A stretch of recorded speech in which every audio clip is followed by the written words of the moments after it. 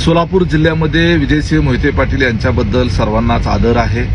विजयदादांच्या बद्दल सोलापूर जिल्ह्यामध्ये एक वेगळी आत्मीयता आहे. परंतु मला आश्चर्य या गोष्टीचं वाटतंय, माढा लोकसभा मतदारसंघाची व्यस्तता सोडून विजयदादा हे मोहोळमध्ये सोलापूर लोकसभेच्या अंतर्गत असलेल्या एका नेत्याला भेटायला का गेले असावे. याचा एक अर्थ स्पष्ट आहे. धैर्यशील मोहिते पाटील निवडून आले काय आणि पडले काय याच्या संदर्भामध्ये त्यांना काही घेणं घेणं नाही. कारण त्यांच्या मुलाला आमदारकी मिळालेली आहे. त्यामुळं धैर्यशील मोहिते पाटील हे काही त्यांचे मुलगे नाही आहेत, ते त्यांचे पुतणे आहेत. ते निवडून आले काय आणि पडले काय याच्याशी त्यांना काही घेणं देणं आहे असं मला वाटत नाही.